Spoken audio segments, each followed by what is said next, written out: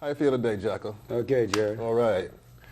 You know, a lot has been said about you, but the main thing is that people recognize the fact that you're able to play with real sincerity every style of music.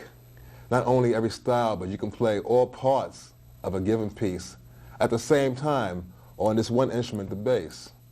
Now, because of this, a lot of people have gone crazy trying to duplicate what you do. People have become great fans of the bass and given it quite a bit of attention. How do you feel about that? Give me a gig, you know. Well, what drove you to this point? Well, I was told, you know, like at a very young age to learn. First thing was to learn the melody to every tune, which I feel is like ultra important.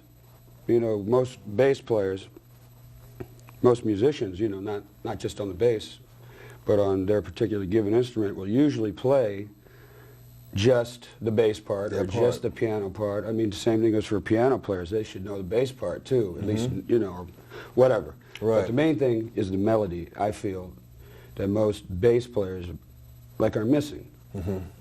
Because like they'll know the bass part, you know, or whatever, they'll be playing that stuff, and there could be a melody on top, which once you know that, especially when it comes to playing changes, you know, harmonic playing, it's like, let's say like Bach, like canons, where there's like two parts. There's a bass part and there's a melody part. They're just as important because the chords come in the middle. One supports the other. Yeah, exactly. Well, in fact, one helps the other. By hearing another part, you can more or less define where your part's going to be. You can fill the holes up. Well, plus it's really great to be able to play a melody to a tune. I mean, how many guys can play, you know, on the bass, you know, let's say most people, let's say the melody is always designated, let's say, to a horn player or the piano or the guitar.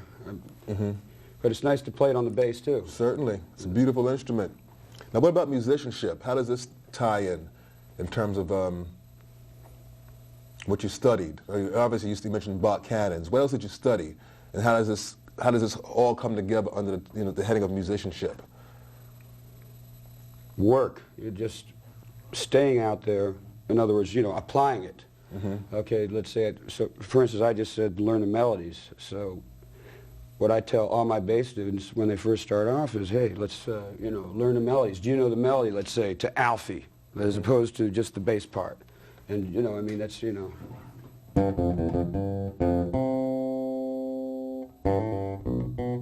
Right. You know, etc. Yeah, that gives you the feeling of the song. Yeah, because then it, plus it's the most melodic way for a bass player to learn how to play melodic bass lines is by, you know, playing melodically within the bass. Was there anything else you studied other than Bach? I know you spent a lot of time studying Bach. Well, I got into that a little later. What I first started studying was, you know, let me see.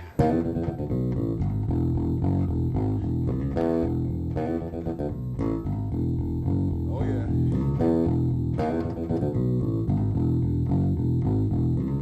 You got into the funk.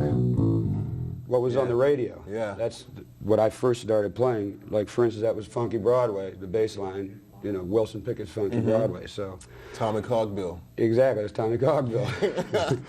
So doing that stuff is how I learned, listening mostly to radio, keeping my ears open. You know. Now, were you reading music then? I didn't start reading until I was older because I was always playing. And this is a good point because anybody that's born with a real talent to play, a natural talent to play, which, you know, I feel I have been, and most all good musicians, you know, that they are born with that talent. to be able to go out and play, they usually can play before they really study. You know what I'm saying? You go out. Yeah, get the feel of it. Yeah, you're out doing gigs and that sort of stuff. And then finally, when it came time for me to learn how to read, when I wanted to learn how to read because I couldn't, and it was really, it was really a drag because I already could play. You know what I'm saying? So for me to have to go back and learn how to read was really a pain. So obviously you learned because with your web report, the stuff that you did was extraordinarily intricate. Well, I was reading way before I got with weather report. Obviously you had to. But you got to such a high level of reading, to be able to do that at the same time. What did you use to get to that point? Well, believe it or not, it sounds corny, just hard practice. You got to put in lots of hours because, like I said, you get fed up, especially for the young players that can already play. I mean, how many guys on the street and they all say, wow, yeah. I say, how's your reading? Well, I can read a little bit. Hey, what do you mean a little bit? Man, if a guy says that, he can't read. Right. You know what I mean? That's you got to sit down and practice read. It's hard. I mean, I used to spend hours a day just with any book I could get a hold of. Treble clef, any clef, bass clef, of course, but just any type of music I could get my hands on just to get in it. How'd you get into playing the bass? I know you played drums earlier. Can you tell us that story? Well, I was in a band called the Los Olas Brass. It was like a funk rock band, play rock and roll, a lot of rhythm and blues. All the hits, Aretha, from everything like from the Tijuana Brass to the big, soul hits of the day. That's basically what we were doing. We had like 6 horns and 3 rhythm. I was playing drums and I had broken my wrist very bad playing football. And the bass player in the band, he wanted to split. So I just went to the bass. I went from drums over to bass. That was it. I was playing the bass within a week. Wow. And the fretless bass? The fretless, I took the frets out of my bass after I was, because I was like getting into jazz a lot and I wanted to have that upright sound, So I had an upright. The upright, it took me years and years to, get enough bread to get it. I'm from Florida, so one morning I woke up, go in the corner, and the bass is in like 100 pieces, because humidity's so bad. I mean, the upright just blew up. I said, forget it, man, I can't afford this anymore. So I went out, got a knife, and took all the, frets out of my fender. That was it. And the rest is history. Incredible. To be able to pick up an instrument and play with in a week's time means you have to have some kind of learning skill, okay? And to take it to the next step, not only have a learning skill, but develop to execute such, flawlessly as you do. Well, the main thing is just paying attention to people on any instrument. For instance, like you look at a guitar player, you just, look at another bass player, just see what he was doing. That's how mainly I learned most everything. So it's visual. Visual as far as just technique. Let's see, because I would see, one thing my father told me once when I first started playing the bass, he came home, he saw me, and he said, just to put my fingers, space them just like at every fret. Because I was just playing. You know what I mean? I was playing like that, and with, that's how I was playing the bass, right? So then he said, so I would, because I just put my,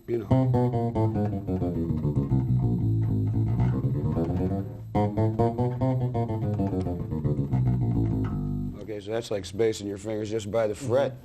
Is as big of a thing that you could do, and alternate your fingers accordingly. It's just very basic. Well, it certainly has worked. Now, as far as getting into little details of this aspect, this left-hand spacing, okay. But what about the what other aspects of the left hand? Because your intonation is, you have, to play fretless bass. First of all, intonation has to be right on it.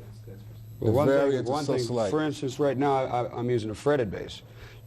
How I got my intonation on the fretless is by, first of all, I never practiced a fretless ever because the strings would always eat the neck up. So I would only play it on gigs. But see, when I would practice with the fretted bass, it's harder actually to play a fretted bass than a fretless because of the fret noise. So I would, but I would play it, and you play exactly on the fretted bass where you do on the fretless. You just play, you can play here in the middle, it doesn't matter because the tone's going to come out. And that's where you get the best sound also on a fretted bass. I mean, if you want to get into Clearer. Clearer, exactly. So when you go to fretless, and seeing that I had taken my frets out, you know, I had little, the marks were still there because I put duratite, some sort of wood putty in there, right? So you could see that, which helped too, you know, because, you know, the fretless, or Fender bass, excuse me, you know, it's got such a long neck. Like on an upright, you got position. You just go this far, and you're in the thumb position. You know, you can feel the neck. Right. I mean, you got to go about this far. You know, I mean, that's a long way. You got feels the same. You got to look at the neck if you're making big jumps. So, you know, that helped a lot, having the fret markers.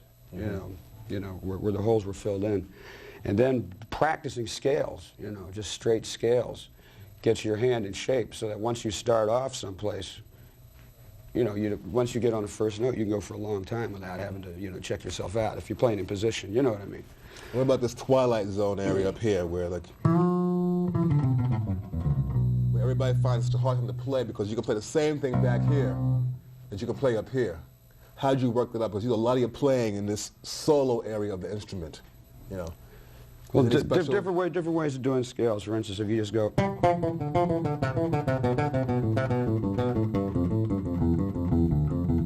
See that? I came all the way from that low C. We're in the key of C. There's a low C, there's a high G. Okay, now this is all without moving my hand once. You see what I'm saying? And it's all right there.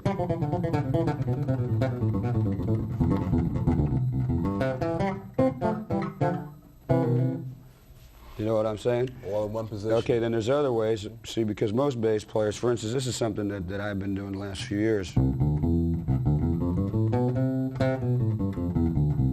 So you know, taking like, going up to the third, then you got, you know, fourth to the sixth, you know, then major seventh, then you'd be to the ninth. By that time, you'd be up to the 12th already.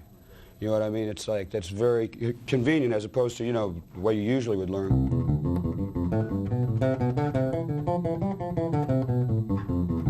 See, I mean, that's how most people probably originally learned with that's that. Making the smoother approach. Well, that's normal because that's the way from up here, like you were saying.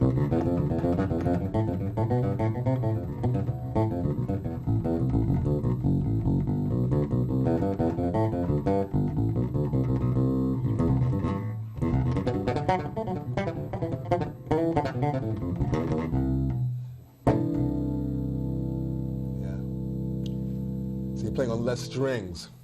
Yeah, that makes a big difference. And to have skipping, you know, skipping from string to string, like good exercises are like sixes. Most people don't practice sixes. Like,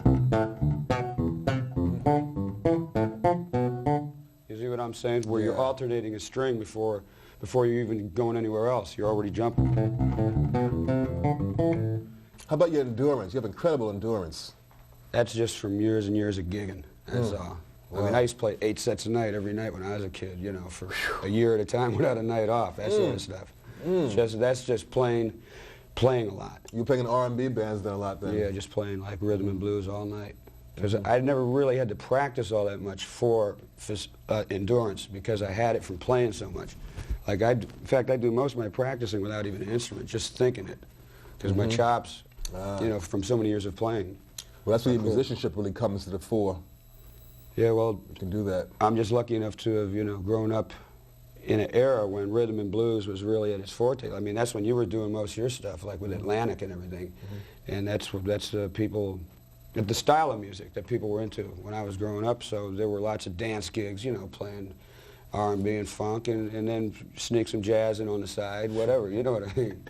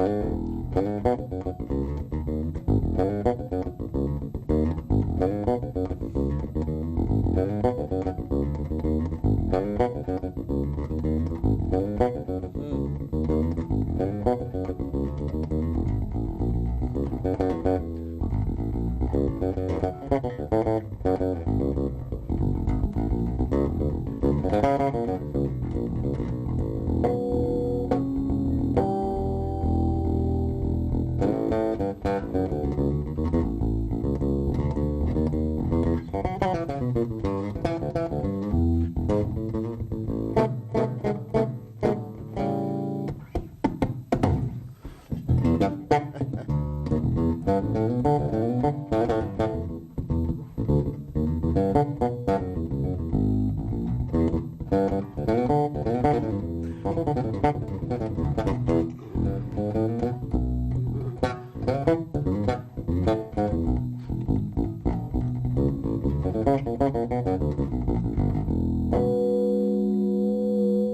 yeah.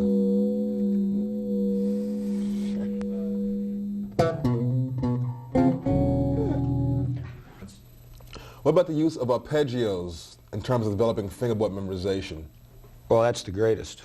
You know, plus it's just about the hardest thing to play, in my opinion, on the bass.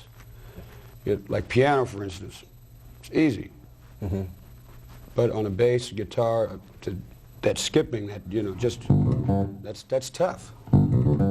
One way that I teach cats is just 2-octave up the board, like this. Okay? Yes. I mean, this way your hand is moving every note. Mm-hmm. Okay, As every opposed note to is playing it in position. Yeah, as opposed to just going, let's say. In that position. Yeah, as opposed to go. Yeah, you know, because you go. As opposed to doing like an easy skip, like. As opposed to doing that, or I go. You get up much faster. You can get there real fast. It's smoother, but it's tough, and it teaches you where the notes are on the fingerboard. You got to be thinking every note where. Okay, and then what you do is you run that stuff. I don't even know if I can do it anymore. Wait a minute.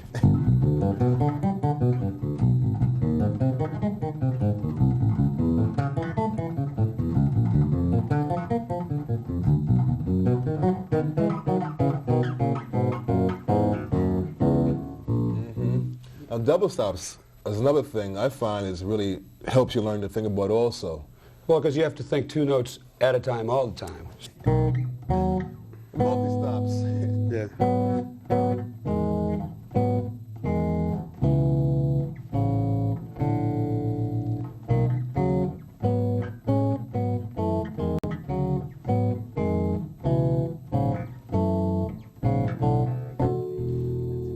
So your exercise is going to be more or less in terms of like mental, in terms of developing things that make you That's think. ultra important, because that way you can, especially in improvisational music, you know where the stuff's at to go for, as opposed to just jiving, let's say, where people are just wiggling their fingers and know a couple of licks. I mean, this way we're talking about, you know, the real deal.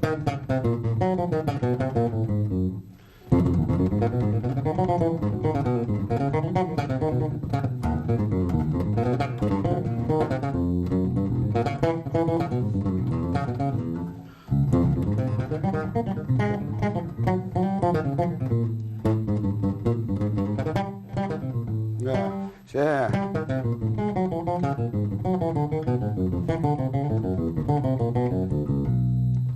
Yeah, I can see with the arpeggios really pay off for you because you play a lot of things in thirds, large intervals. But plus going up and back with them too. Here's a good exercise.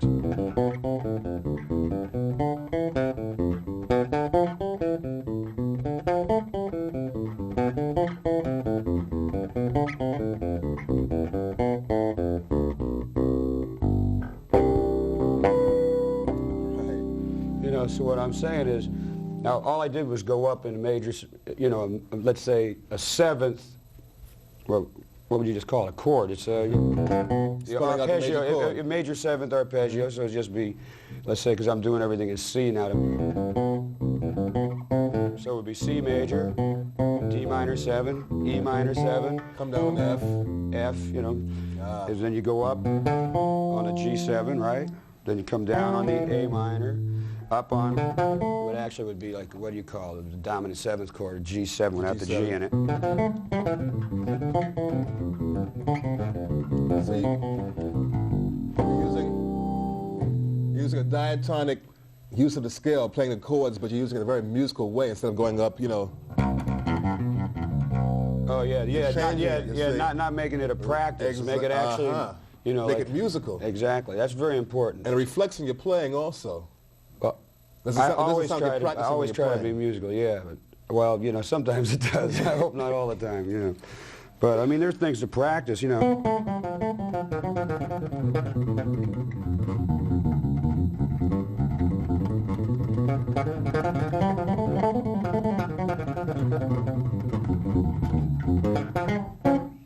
That's just using That the was just scale. whole tone. That was just a whole tone scale, alternating fingers with different numbers. You know, just like making maybe patterns of 3 and 4 notes at a time, or 5 notes at a time. You know, like a one.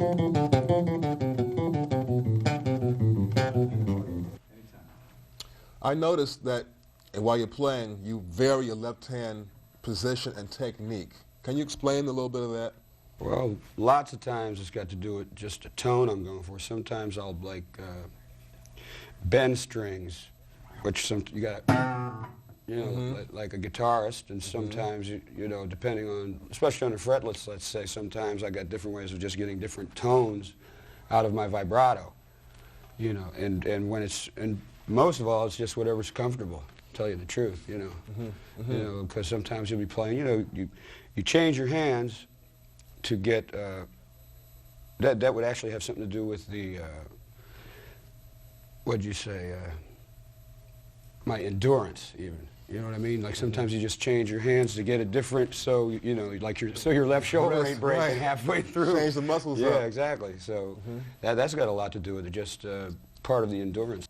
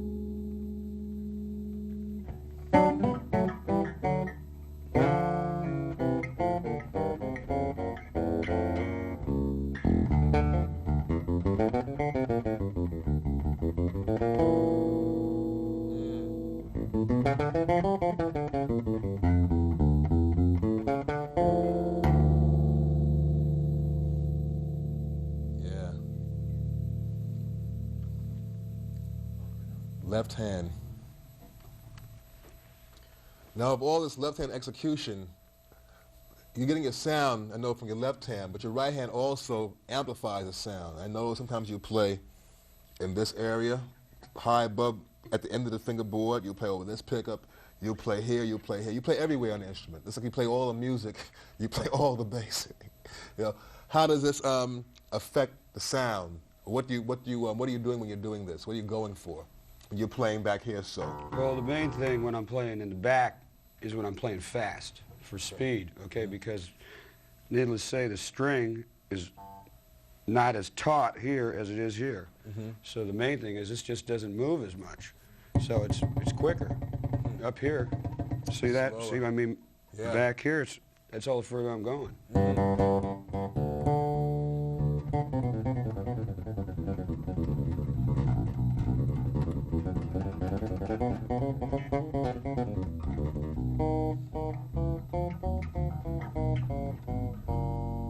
Use your thumb too, you know, for double stops a lot. I use my thumb.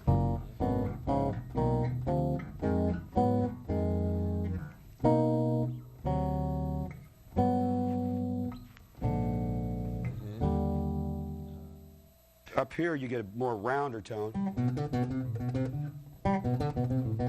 See? There's a harder. And when you're playing, what about picking technique? First of all, let's start at the beginning of picking. So, Okay. which is the hardest thing. It's just, just alternating your fingers. That's the toughest thing with the right hand to begin with. You know, so.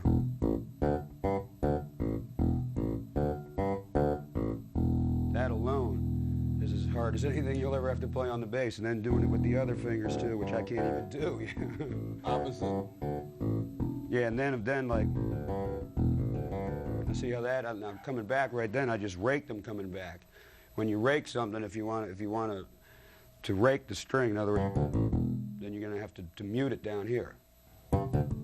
You know what I'm saying? Exactly. The left hand. Otherwise, it's just going to be, you know, it's easier when you're picking something because the hand is already there. yeah, so what you do is you just lightly, you know, after you pick each note, you just take the finger off on your left hand. And then it's short, you know, because otherwise you just have, you know. You don't want that. Exactly. You don't want that. So then what I do is just, that's where like scales come in, just over and over.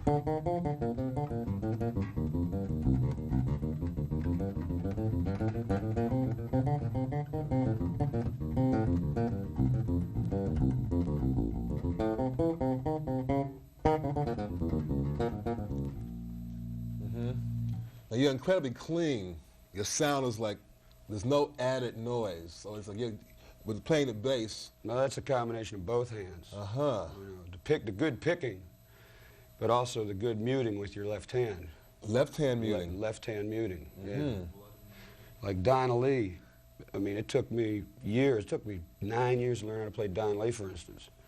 But most of that was not just, it was mostly making the instrument not make noise, excuse me. In other words, not making noise with, between the left hand and the right hand. I mean, you know. I mean, that's tough. You know, so you got, both hands really got to be working together on that. Together. A lot of it is with the left. I only pick with these two fingers. These other ones are always like muting somehow, like they'll be sitting here. You see what I'm saying? Like when I'm playing, these will be sitting here, usually like this, something like this, to prevent your right hand from making the noise down here. That helps here. Okay, because basically you could do, you know. With one hand. You know, anybody, but now you heard the noise that I was just getting. Exactly. So, you know. So the right hand helps to mute that. Exactly. It's basically just laying it down is all it is. And these two fingers are usually taking care of the G and the D, and this is usually taking care of the E. Because, you know, you probably do lots of playing on an A. See, that's where most of the best bass tones are at.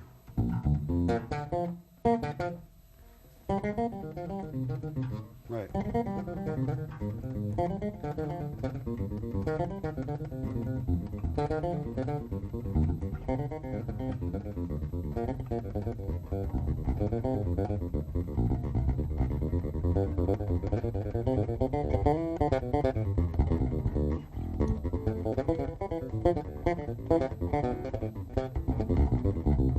Sorry. also is a good thing, like this is not my normal bass. I got a precision bass neck on here deliberately to have to stretch my hands. Well, you know, because the jazz bass neck is thinner, which I usually play on stage. But you know, this is good. It's good to practice on something, because like coming down, you saw me, and I was starting to like scuff up a little bit, man. But you know, it's good because it makes your fingers stretch.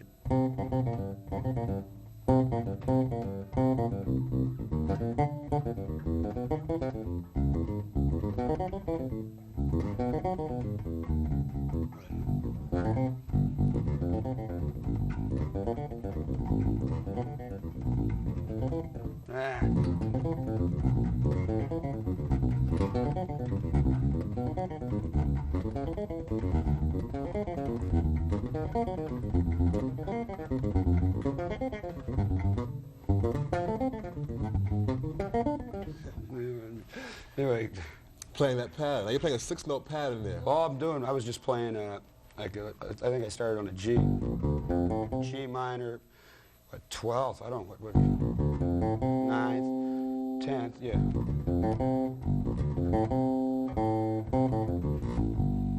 I mean, that's about as much as you can do to really stretch your hand. And then the other thing I was just coming down with, then I was going up, the next note's going up major. With a flat 5 then. Right.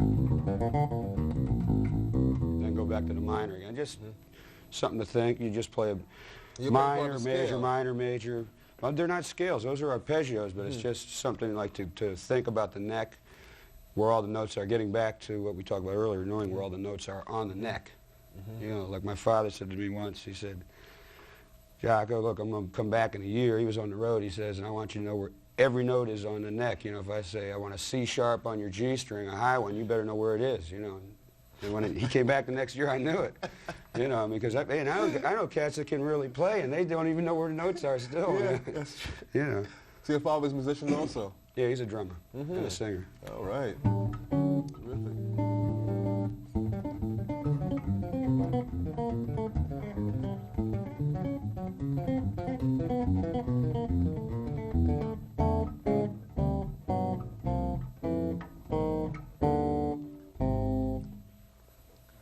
So you're basically self-taught then? Formally self-taught. Formally self-taught.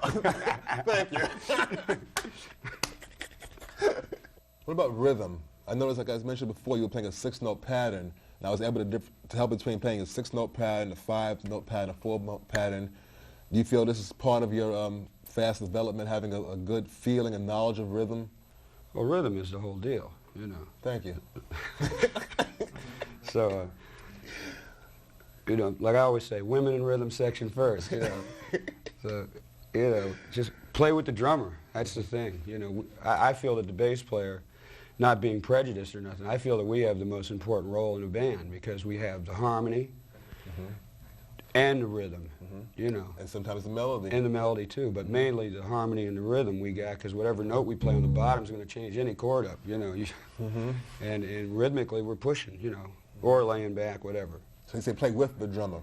That's what I really look forward to doing. That's what I have the best time doing. How did you arrive at your distinctive sound? I would say probably just the years of playing, like being on gigs mainly. And lots of things that have to do with the sound, as opposed to not just the sound, is your choice of notes. There are, you know, different choice of notes, let's say, that I use often. And people know, like, I wrote this tune on Barbary Coast, and I start off, wait, it goes, edit, it goes, okay, so lots of times when I'm playing, I'll be going like, you know, I'll just, I mean, people might know that's me just because of the choice of notes, as opposed to just the sound. You know, there's certain figures that everybody plays. And the rhythm also in that, because that's a rhythmic figure there also. So choice of notes has a lot to do with it too, because the choice of notes makes you pick different, makes you go for other things, you know. What about harmonics? That's something that you pioneered.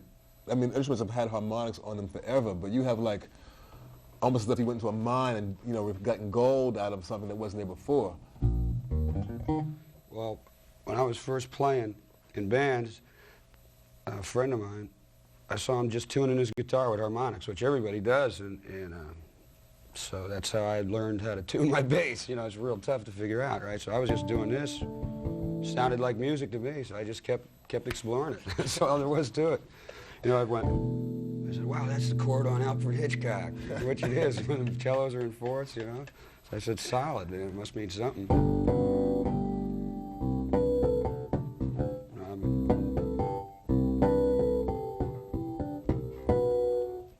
Wow, there it is. I told you I haven't done it in years.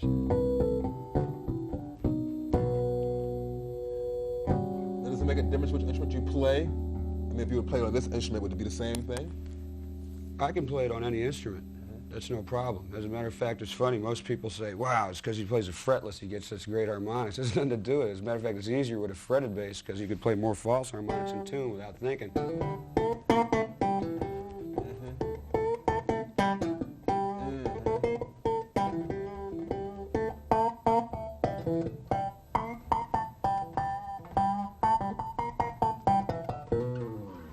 How is that false harmonic achieved? I do it with my thumb.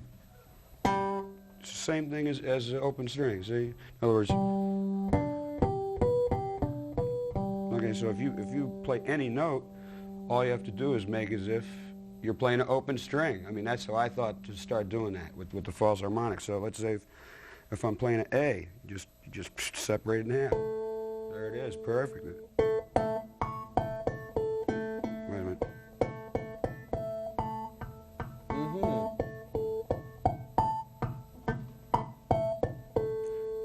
Same overtone series, just like a trumpet or anything. It's those are basics. There's your octave. And then it just keeps going up. It's got the seventh in it.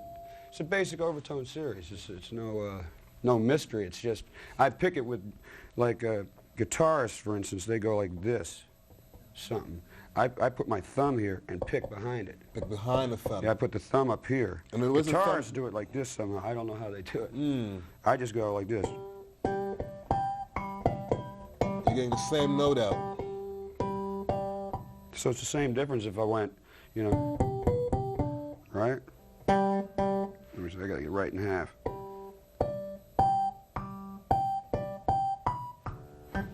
See what I'm saying? So the thumb becomes the open string? Is that what happens? The thumb? No, this becomes your left hand. The left hand becomes the open string? This becomes what this finger would be over here. Your thumb is doing... The thumb takes the place of the left hand finger. Yeah, and then you just happen to be picking right behind it, like, so then, like what I used to do. Well, what I used to do is...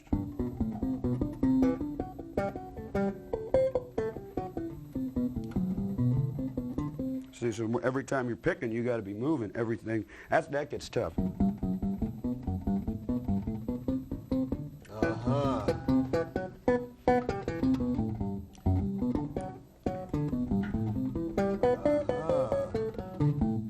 See what I'm saying? You have to make sure that you're picking. That's the hardest thing. You got to be moving. I mean, that much, yeah. Hand. In Portrait of Tracy on your first solo album, you used harmonics exclusively. Could you play a little bit of that for us? Okay. I haven't played this in years. I don't really remember it. But no excuses. Hey, wait a minute. This ain't an excuse. It's a fact.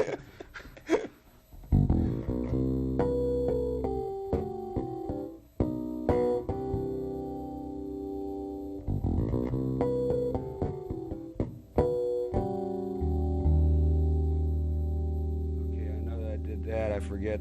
There's a little segment in the middle, but it's easy. Like, let me see how I go. I know it.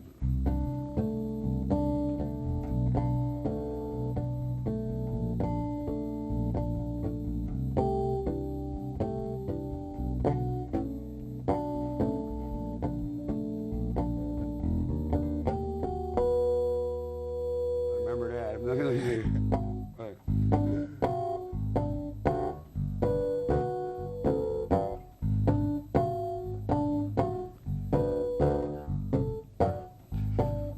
Shape, man. I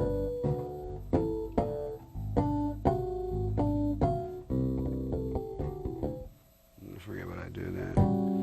Something.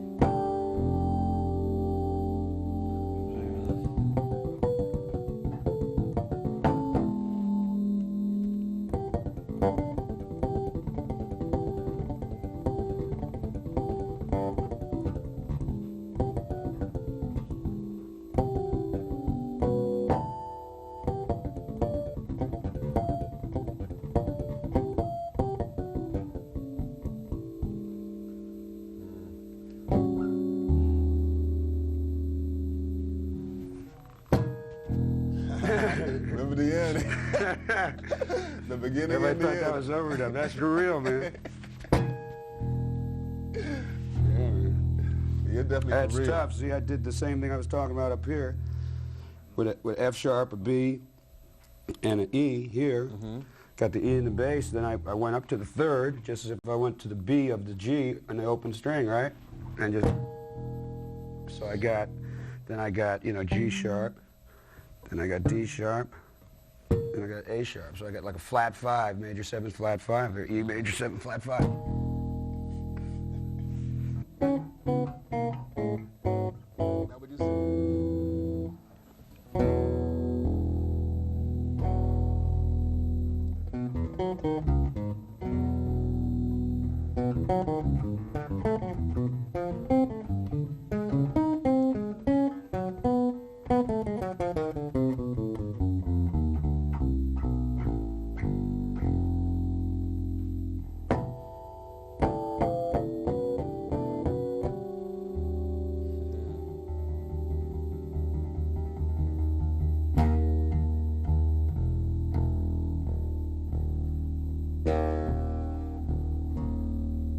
Special tuning there.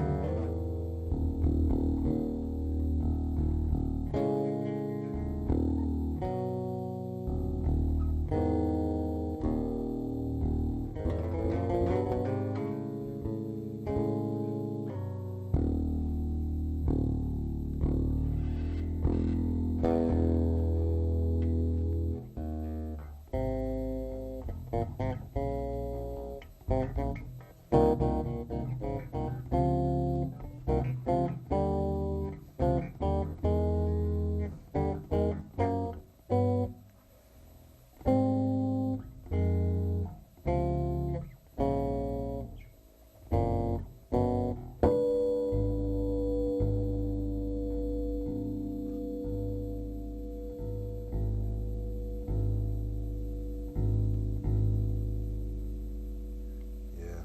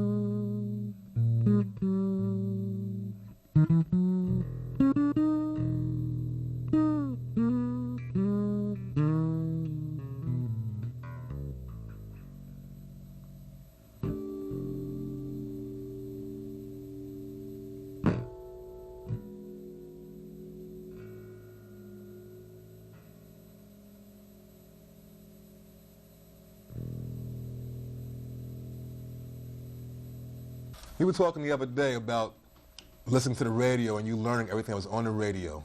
Out of all the music you listen to, which music you would influence more by, and what particular players, if any, that you might have come across?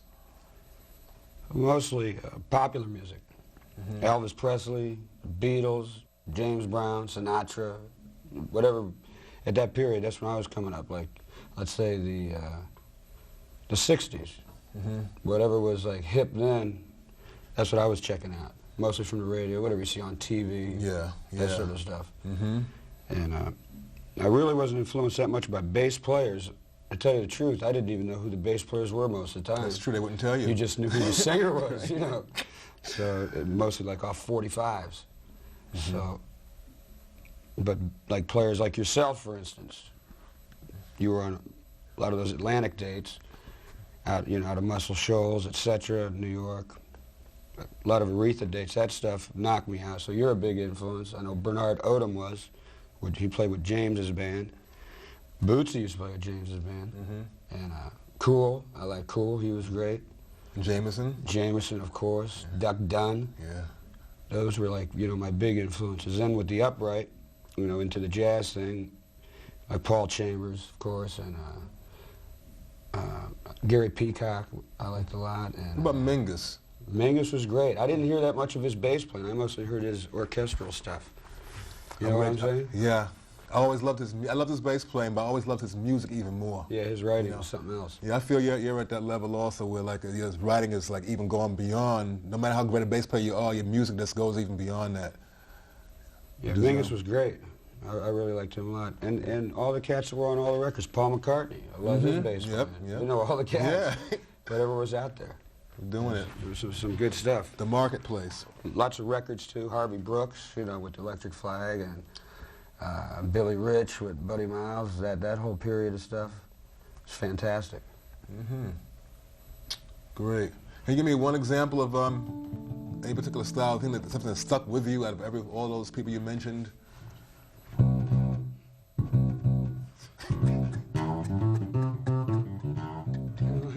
Enough said. Okay.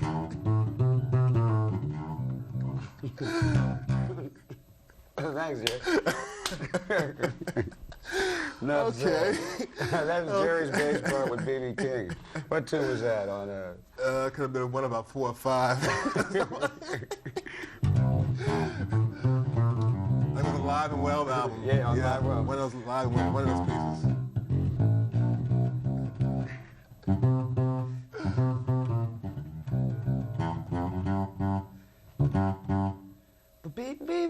What'd you do? Yeah.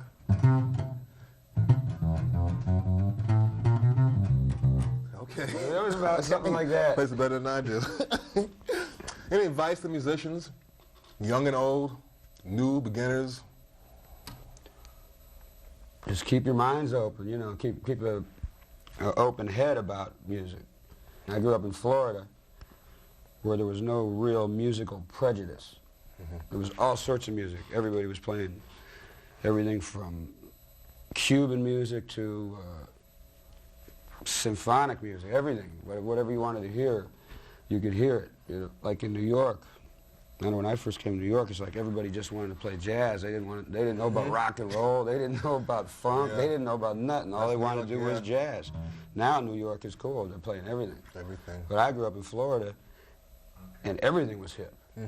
So I was fortunate enough to be exposed and be able to play with all different types of musicians. And you know, I played in a country band for a year. I had a ball. You know, I love country and western too. If it's good, I dig it.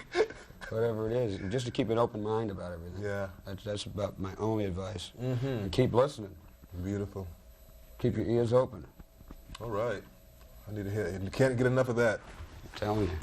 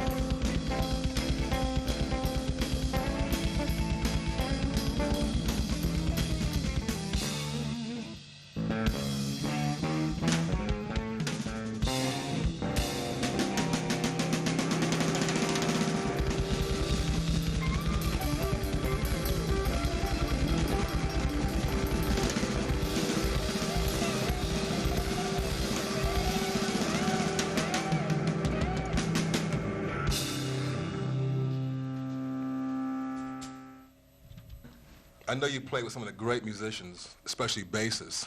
How do you distinguish between Jaco's style and, let's say, the normal bass player? Right. Well, when Jaco is normal, you know, his style is different, you know. It's very, what you might call, unnormal, you know. He's very different. You know, when he tries to solo, he comes up with new ideas as much as possible. He's been playing for quite some time, but he strives for new ideas all the time. So consequently, playing with him is always a surprise. It's a surprise, you know. That's part of what makes it beautiful to be on stage as a jazz musician, as a musician who improvises, is that there are surprises.